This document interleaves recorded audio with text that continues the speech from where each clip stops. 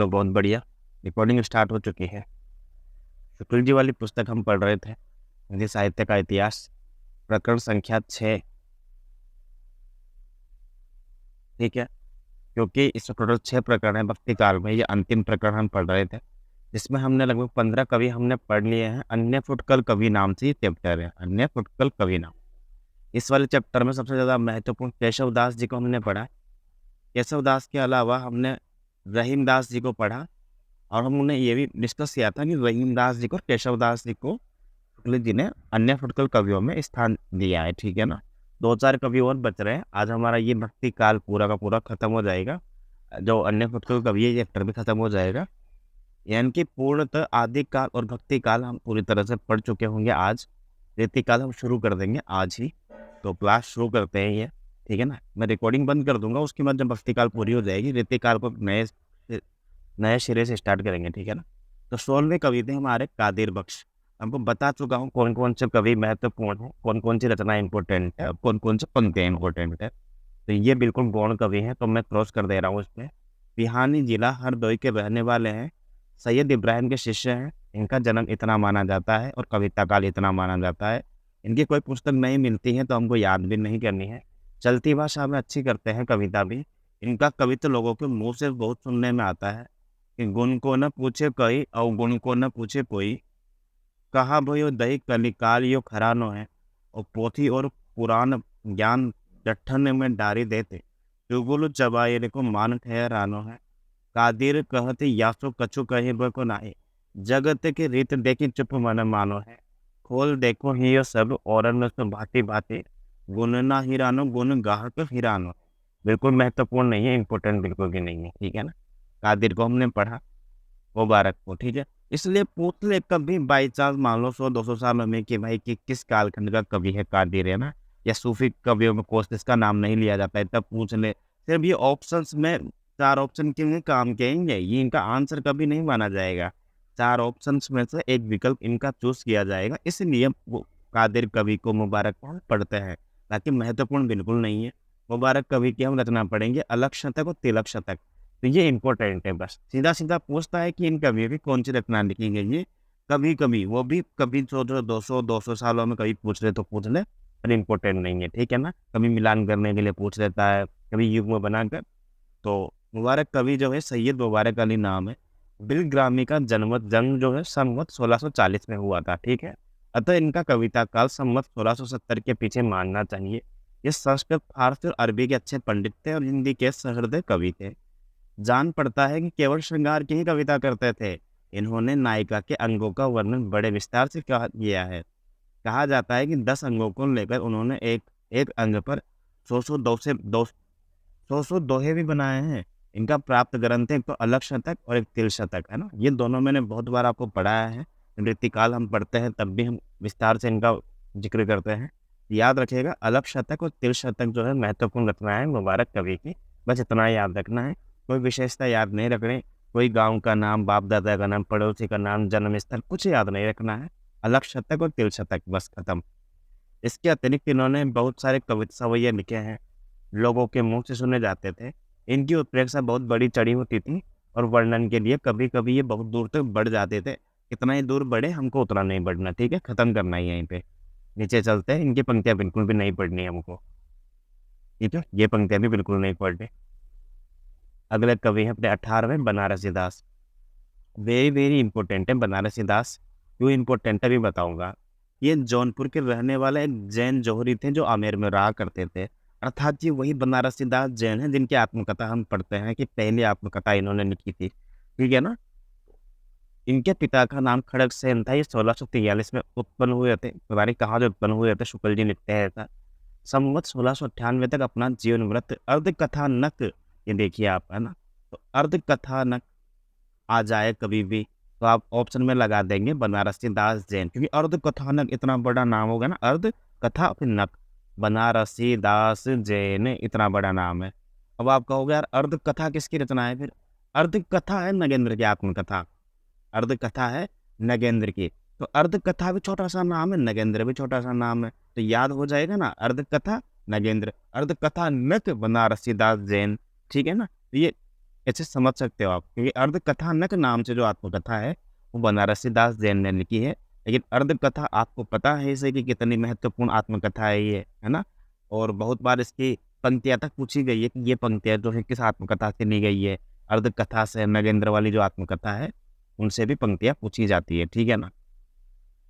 तो पुराने हिंदी साहित्य में भी यही एक आत्मचरित्र मिलता है, इससे बहुत महत्व अधिक है। मतलब पहली आत्मकथा यही तो बहुत महत्व तो होगा ही सही। इस ग्रंथ में पता चलता है कि युवा अवस्था में इनका आचरण सही नहीं था, इन्हें कुष्ठ रोग भी हो गया था, बाद में संभल गए थे। ये पहले श्रृंगार रस की कविता किया करते थे, पर पीछे ज्ञान हो जाने पर इन्होंने वह सब कविताएँ गोमती नदी में फेंक दी और ज्ञान उपदेश पूर्ण कविताएँ करने लगे। कुछ उपदेश इनके ब्रजभाषा गद्य में मिलते हैं। इन्होंने जैन धर्म संबंधित अनेक पुस्तकों के सारांश हिंदी में कहे हैं। अब तक इनकी बनाई इतनी पुस्तकों का पता चला है। बनारसी विलास, नाट्य समयसार, नाममाला, अर्धकथानक, बनारस पद्धति, मोक्ष पद्धति, दारू वंदना, कल्याण मंदिर, वेद निर्णय पंचाशिका, मार्गन विद्या एक भी याद नहीं कर रही है। सिर्फ और सिर्फ अर्धकथानक याद रखनी है बस। इनकी रचना शैली पुष्ट है। इनकी कविता दादूपंती सूरदास जी की कविता से मिलती जुलती है। कुछ उदाहरण नीचे दिए गए हैं, ये भी याद नहीं करने हमको, ठीक है? चलो नीचे चलते हैं। ठीक है, एक पंक्तियाँ बस पढ़ लेते हैं थोड़ा सा कि भोंदू ते हृदय की आंखें, जे करबे अपने सुख संपत्ति, भरम की संपत्ति भाके। ठीक है ना? और जिन आँखिन सो निरखी, वेद गुण ज्ञानी ज्ञान विचारे, और जिन आँखिन सो लखी, स्वरूप मुनि ध्यान धारणा धारे, काया सो विचार प्रति, माया ही जी निहार जीती। ये घनाक्षरी छंद आ जाएगा यहाँ पे, है ना? माया सो विचार प्रति, माया ही विहार जीत, लिए हट रीति जैसे हारिल की लकड़ी। बिल्कुल भी महत्वपूर्ण नहीं है, छोड़ सकते हैं हम इनको, ठीक है? चलते हैं नीचे। सेनापति, जैसा कि हम पहले डिस्कस कर चुके हैं, 19वें कवि है सेनापति। केशवदास और सेनापति का वर्णन हम व्यक्तिकाल में करते हैं, परंतु शुक्ल जी ने अन्य फुटकल कवियों में, भक्ति काल के अन्य फुटकल कवियों में इनको स्थान दिया है और यहाँ ही हम इनको विस्तार से पढ़ते हैं। केशवदास रहीम को हम विस्तार से पढ़ चुके हैं। महत्वपूर्ण अन्य कवि मुबारक और बनारसी दास जैन को हम पढ़ चुके हैं। सेनापति उतना ही महत्वपूर्ण है जितना केशवदास है। ये अनूप शहर के रहने वाले कान्यकुब्ज ब्राह्मण थे। पिता का नाम गंगाधर था, पितामह परशुराम थे और गुरु का नाम था हीरामणि दीक्षित। गुरु का नाम बहुत इंपॉर्टेंट है, हीरामणि दीक्षित। ठीक है, इनका जन्म समय 1646 दिया हुआ है, तो 1646 के अनुसार ये समय कितना बैठता है? मोटा मोटा 1589 के आसपास इनका जन्म, ईस्वी के अनुसार, ठीक है? ये बड़े सहृदय कवि थे और ऋतु वर्णन तो इनके जैसा किसी श्रृंगारी कवि ने नहीं किया है। हमको वैसे भी पता है कि ऋतु वर्णन के लिए विख्यात कवि कौन है सबसे ज़्यादा, ठीक है ना? विख्यात कौन है? सेनापति। और हमको ये भी पता है कि त्योहारों के वर्णन के लिए कौन फेमस है, तब हम पद्माकर के पास जाते हैं, ठीक है ना? इनकी ऋतु वर्णन में प्रकृति निरीक्षण पाया जाता है। पद विन्यास भी इनका ललित है, कहीं कहीं पर तो विरामों पर अनुप्रास का निर्वाह और यमत्कार का चमत्कार भी अच्छा है। कहने का तात्पर्य यह है कि सेनापति का प्रिय अलंकार हो जाएगा यमक, और ऋतु वर्णन में श्रेष्ठ कवि कौन है? सेनापति। ये बड़े भावुक और निपुण कवि थे।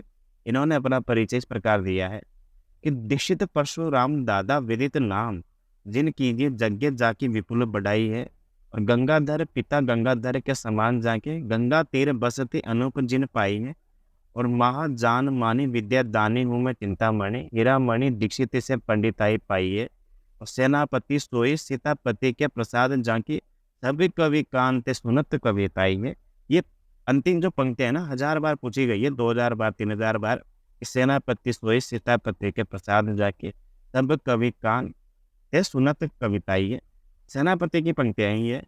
कहने का तात्पर्य यह है कि इन पंक्तियों से सिद्ध होता है कि सेनापति स्वयं डंके की चोट पर कह रहे हैं कि सीतापति के प्रसाद जाके, अर्थात राम भक्त कवि के रूप में विख्यात है सेनापति। ये प्रश्न पूछा गया है, अर्थात खुद डंके की चोट पर कह रहे हैं कि वो राम भक्त कवि।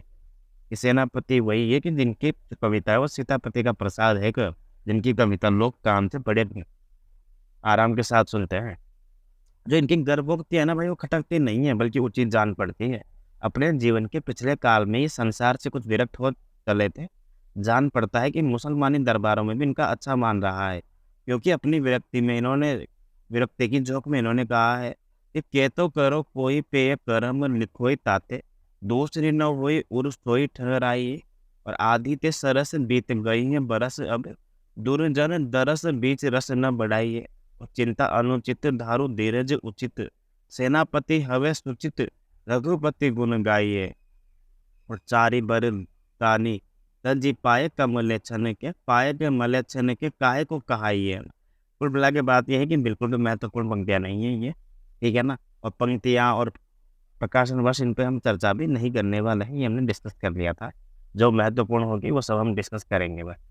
शिव सिंह सरोज ने इनके पीछे शिव सिंह सरोज ने लिखा है कि इन्होंने पीछे संन्यास ले लिया था, और इनके भक्ति भाव से पूर्ण अनेक सारे कवित्व जो है वो कवित रत्नाकर में मिलते हैं। इससे ये सिद्ध होता है कि कवित रत्नाकर नाम से एक इनका ग्रंथ मिलता है, जिनके बारे में मैं डिटेल में बता चुका हूँ। इसमें 5 चैप्टर्स मिलते हैं, और चैप्टर्स के नाम को तरंग में डिवाइड किया गया है, अतः 5 तरंग के नाम से 5 चैप्टर्स मिलते हैं। इसमें कवित रत्नाकर में महामोहक नंदनी में, जगत जनरंदनी में, दिख दुख नंदनी में, दिख दुंदनी में, जात है बिहाई के, नहीं याद करनी है, छोड़ सकते हैं। सुख को न लेस है कलेस सब भाते निको, सेनापति याही ते कहत अकुलाई के, छोड़ सकते हैं बिल्कुल। नीचे चलते हैं। यद्यपि इसी कविता में वृंदावन का नाम भी आया है, पर इनके उपास्य राम ही जान पड़ते हैं, क्योंकि स्थान स्थान पर इन्होंने सियापति, सीतापति, राम आदि नामों का स्मरण किया है।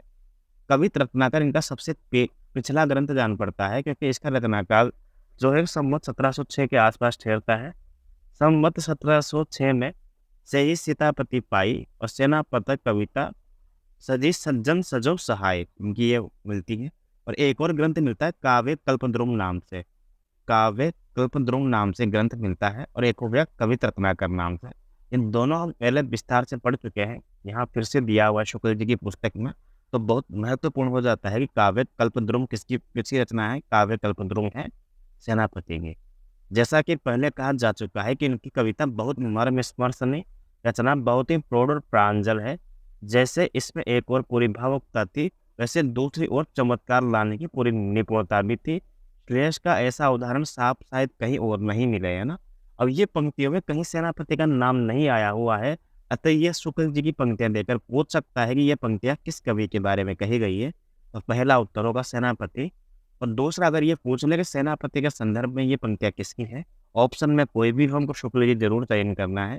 प्रश्न आता है तो भी हमको शुक्ल चयन करना है, और नहीं आता है तो भी शुक्ल जी चयन करना है। बशर्ते उसमें अगर आपको पता है कि बच्चन सिंह की पंक्तियां हैं और आपको याद भी है हाँ बच्चन सिंह की है, हजारी प्रसाद द्विवेदी की पंक्तियां हैं और आपको पता है कि हजारी प्रसाद द्विवेदी की है, तो हजारी प्रसाद द्विवेदी चयन करना है अगर उनकी पंक्तियां हैं तो, और आपको याद है तो, वरना शुक्ल जी तो है ही सही, है ना। तो इनकी कविता बहुत मर्म स्पर्शनीय और रचना भी बहुत प्रौढ़ और प्रांजल है। प्रांजल शब्द हमने बहुत कम जगह यूज किया है, इसलिए याद रख सकते हैं कि सेनापति के लिए प्रांजल शब्द प्रयोग में लिया है। कि नाही करे थोड़े मांगे सब देन कहे, मांगन को देखी पट देर बार बार है। ठीक है ना, ये बस इतने से याद रख लो, कोई दिक्कत नहीं। कि नाही करे थोड़ो मांगे सब देन कहे, है ना। और मांगन को देख पट देर बार बार है, और जिनके मिलत भनी प्राप्ति की घटी होती, सदा शुभ जन मन भावे निराधार है। भोगी हवे रहत बिलसत अवनि के मध्य, कन कन जोरे दान पाठ परवार है। और सेनापति बचन की रचना निहारे देखो, दाता और सुम दो कीने एक सारे, है ना। कोई खास इंपोर्टेंट नहीं, कभी पूछी नहीं है, तो ये पंक्तियां भी तो ज़्यादा है नहीं, और शुरू की पंक्तियां देख लेना है, बस याद मत करना, बस नजर मार जाना कभी कभी।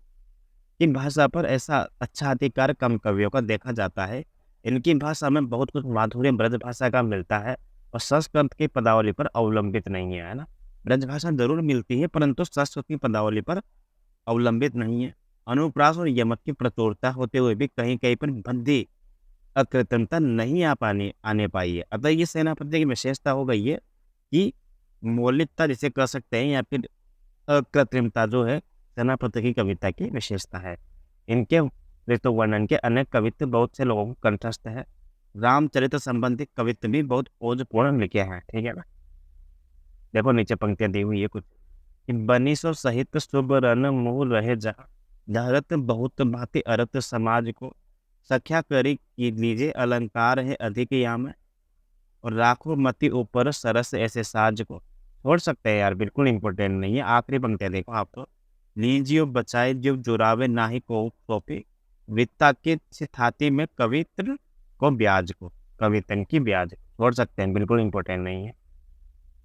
ठीक है, नीचे देखते हैं, वृक्ष को तरनि तेज सहसो करनि तपे, छोड़ दीजिए, नीचे चलो। और सेनापति उनयन नरेद जलद सावन के, छोड़ सकते हैं, छोड़ो, नीचे चलते हैं।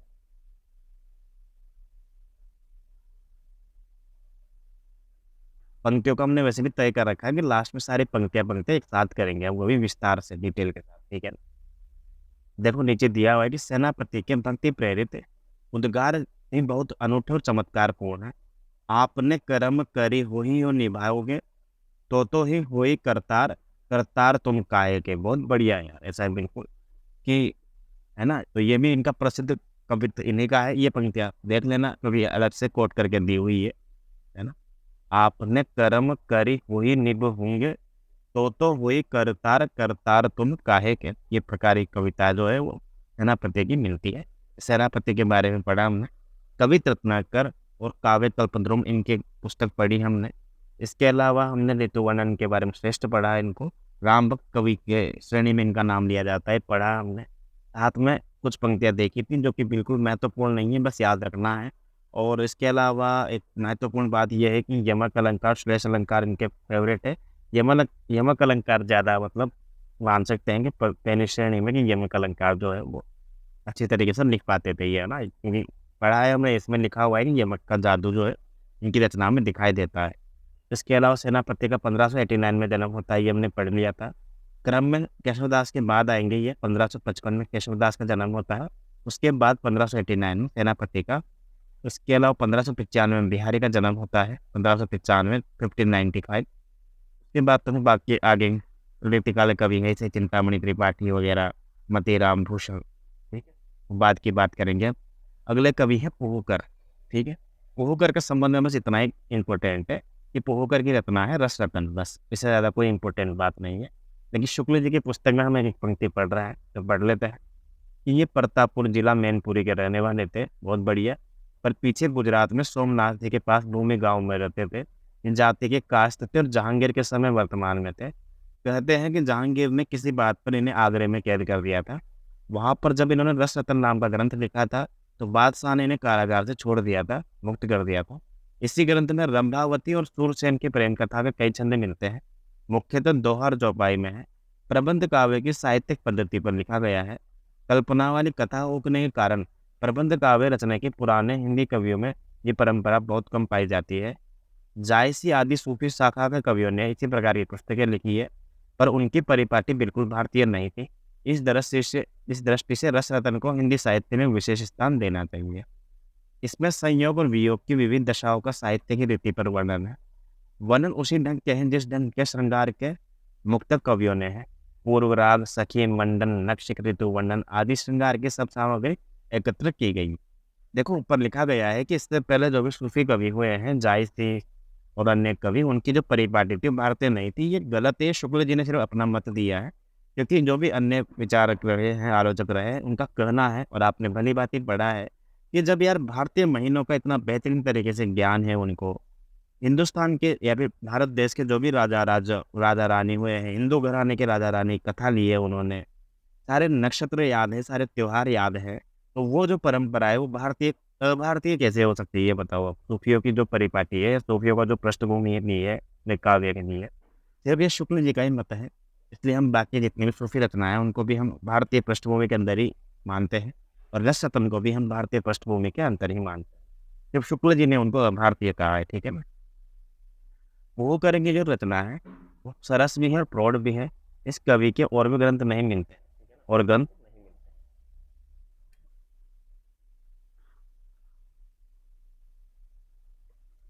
पर प्राप्त ग्रंथ को देखने से ये अच्छे कवि जान पड़ते हैं।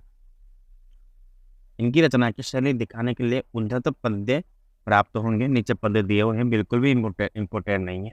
कि चले में मनता हस्तिन झूमंत मत्ता, मनो बदला श्याम साथे चलंता, बनी बागरी रूप राजंता दंता, मनो बग आषाढ़ पालते उदंता।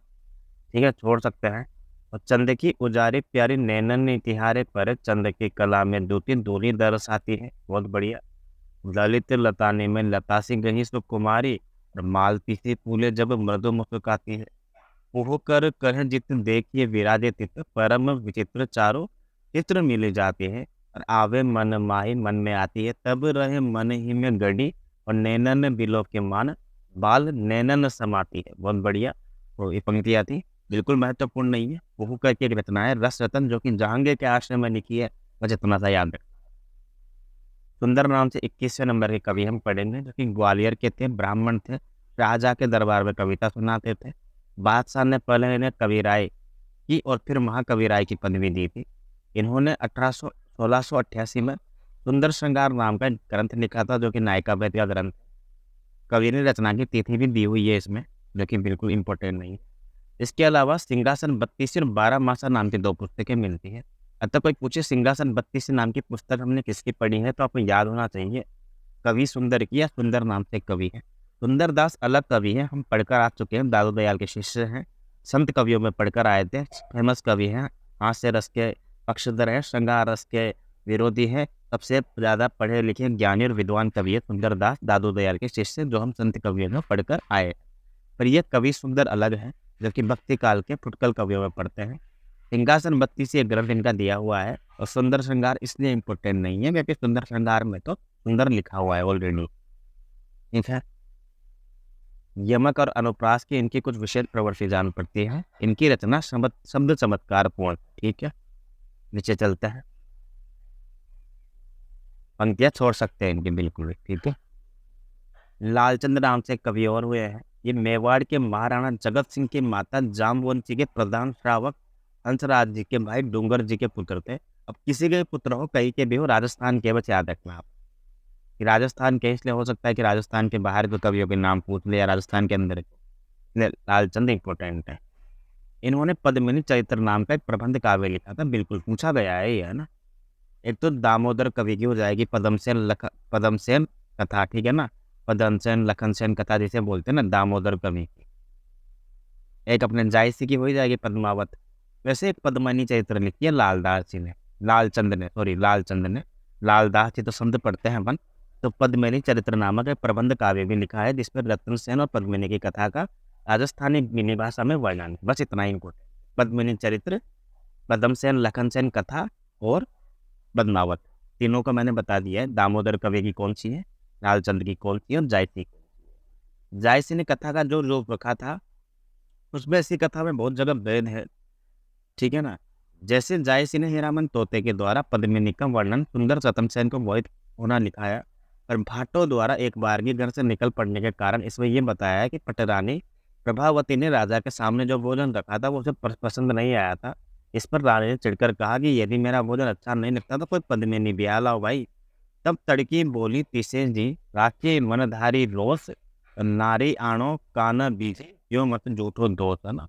इस प्रकार से पंक्तियां मिलती है। पंक्तियां हमारे काम की नहीं है। कि राजा समुद्र तट पर जा पहुंचा जहां से ओगड़नाथ सिद्ध ने अपने योग बल से उसे सिंगल द्वीप पहुंचा दिया। वहां पर राजा की बड़ी पद्मिनी के स्वयंवर की मुनादी हो रही थी। इसकी कथा अलग है, हमको याद नहीं रखनी है। सिंगल द्वीप बस इतना सा याद रखना है कि जायसी की पद्मावती कथा लालचंद की पद्मिनी चरित्र की कथा से भिन्न है। लालचंद की पद्मिनी चरित्र की कथा से भिन्न है जायसी की पद्मावती कथा। सिंगल द्वीप जो राजियो रे सिंगल सिंह समान रे, छोड़ सकते हैं, नीचे चलते हैं। कि राजा अपना पराक्रम दिखाकर पद्मिनी को प्राप्त कर लेता है सिंगल द्वीप जाकर। इस प्रकार जायसी के मृत्यु से कई और बातें और भी अलग है। इस चरित्र की रचना गीति काव्य के रूप में समझनी चाहिए। सूफी रचनाओं के अतिरिक्त भक्ति काल के अन्य आख्यान काव्य भी लिखे गए हैं।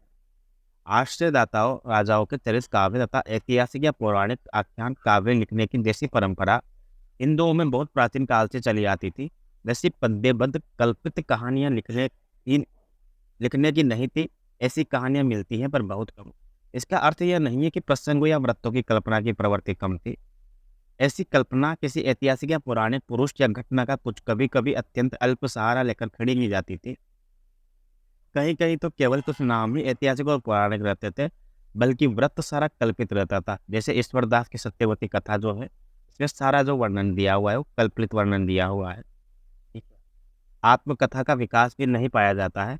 केवल जैन कवि बनारसी दास की अर्धकथानक मिलती है जिसमें कुछ मुख्य आख्यानों का उल्लेख किया जाता है।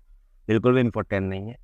अब यहाँ पे कुछ रचनाएं दी हुई है कि ऐतिहासिक पौराणिक कल्पना कल्पित आत्मकथाएं कौन कौन सी है। रामचरितमानस तुलसीदास की एक रचना हो गई, ठीक है। ढोला मारूरा दोहा प्राचीन अर्ध कथानक हरिचरित्र। अच्छा, ये संदर्भ ग्रंथ हो सकता है, संदर्भ ग्रंथ दिया हुआ हो। नीचे चलते हैं। दामोदर कवि, रुक्मणी मंगल, सत्यवती कथा, रुक्मणी मंगल, नंददास, माधवानंद, कामचंदला, आलम कवि।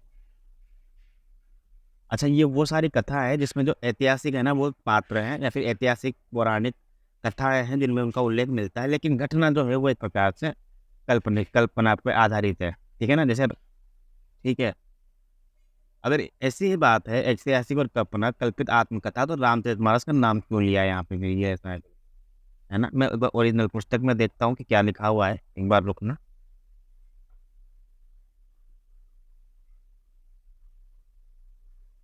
अच्छा अच्छा अच्छा अच्छा, ठीक है ठीक है ठीक है। एक्चुअली क्या है, पीडीएफ है, पीडीएफ में पूरा का पूरा यहाँ पे नाम बिगड़ा हुआ है। मैं बताता हूँ क्या है एक्चुअली में, कि ये ऐतिहासिक और पौराणिक नाम से एक अलग चैप्टर है, कल्पित नाम से एक अलग चैप्टर है, आत्मकथा नाम से एक अलग चैप्टर है, ठीक है ना। यहाँ पे ऐतिहासिक की श्रेणी है, ठीक है। फिर उसकी लिस्ट नीचे दी हुई है। फिर कल्पित जो काव्य है उसकी श्रेणी नीचे दी गई है लिस्ट, और आत्मकथा की लिस्ट नीचे दी गई है, ठीक है ना। लेकिन ये क्या है ना, पीडीएफ है तो पीडीएफ में इसको सही तरीके से सेट नहीं किया गया है। मैं बता देता हूँ आपको कि ऐतिहासिक और पौराणिक ग्रंथ कौन कौन सा है। पहले नंबर पर रामचरितमानस। अब कल्पित की बात कर रहे हैं तो कल्पित हो जाएगा ढोला मारूला दोहा, और आत्मकथा की बात कर रहे हैं तो अर्धकथा में। इसी प्रकार ऐतिहासिक और पौराणिक हो जाएगा हरिचरित्र, जबकि कल्पित हो जाएगा लखन सेन पद्मावती कथा, और आत्मकथा दी हुई ही नहीं है यहाँ पे, है ना। उसी प्रकार रुक्मणी मंगल नरहरि का ऐतिहासिक और सत्यवती कथा कल्पित, रुक्मणी मंगल नंददास का ऐतिहासिक और पौराणिक, और माधवानल कामकंडला आलम कवि का यह हो जाएगा कल्पित। और हमने पहले पढ़ा हुआ है कि आलम कवि ने एक माधवानल कामकंडला नाम से ग्रंथ लिखा है, ठीक है। सुदामा चरित्र जो है वो ऐतिहासिक और पौराणिक है, क्योंकि हमको पता है कि इसमें सुदामा और कृष्ण का बड़ा ही मनोहर वर्णन किया गया है। क्योंकि पुहोकर की रस रतन जो है वो किस प्रकार का ग्रंथ है, प्रकार से कल्पित ग्रंथ है, कल्पित है ना, काल्पनिक। श्याम रामचंद्रिका केशवदास पद्मिनी चरित्र की बात कर ली हमने। वीर सिंह देवचरित कनक मंजरी, वैली कृष्ण रुक्मणी जोधपुर के राठौड़ राजा पृथ्वीराज ने लिखी है। पृथ्वीराज राठौड़ है ये वही है, पीतल पातल लिखने वाले। ऊपर दी गई सूची में ढोला मारूरा दोहा और बेली कृष्ण रुक्मणी राजस्थानी भाषा में। कुछ लोगों ने तो बेली कृष्ण रुक्मणी को पांचवा वेद भी कहा, इतना बेहतरीन ग्रंथ है। ढोला मारूरी कथा प्रेम कथा राजपुतान में बहुत प्रचलित है, दोहे बहुत पुराने, ये बात उनकी भाषा में पाई जाती है। बहुत दिनों तक मुखराग्र ही रहने के कारण बहुत से दोहे लुप्त हो गए हैं, जिससे कथा की श्रृंखला बीच बीच में खंडित हो गई थी। इसी से संवत 1618 के लगभग जैन कवि कुशल लाभ ने बीच बीच में चौपाइयाँ रचकर जोड़ दी। इसलिए हम पढ़ते हैं ना कि ढोला मारूरा चौपाई नाम से, तो वो कुशल लाभ के पढ़ते हैं। ढोला मारूरा दोहा वो कवि कल्लोल या अन्य नाम से पढ़ते हैं। ये चलता ही रहता है एक प्रकार से ये, ठीक है ना। आज जैसे कहते हैं ना,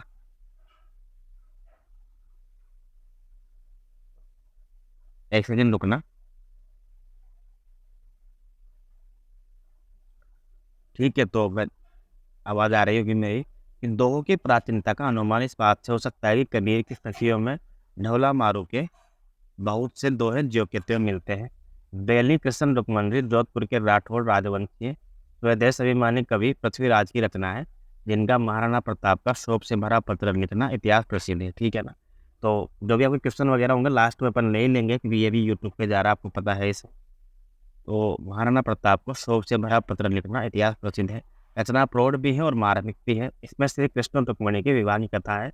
पद्मिनी चरित्र भी भाषा की राजस्थानी भाषा मिलती है, ठीक है ना। ये इस तरीके से हमने पूरा भक्ति काल आज पूरा कर लिया है, पूरा पढ़ लिया है। उत्तर मध्य काल यानी कि रीति काल हम शुरू करेंगे अगली क्लास में, जब भी होगी, या तो आज होगी या कल होगी।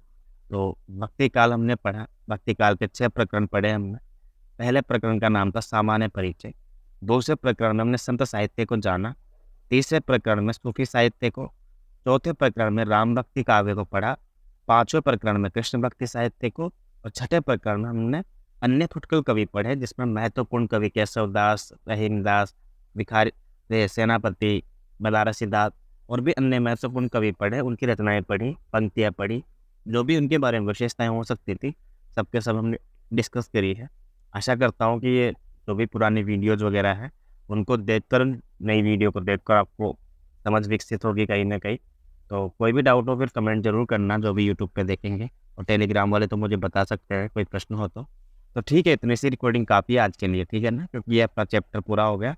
अगला चैप्टर अपन नई क्लास के साथ शुरू करेंगे वो, ठीक है? चलो तो बाय-बाय।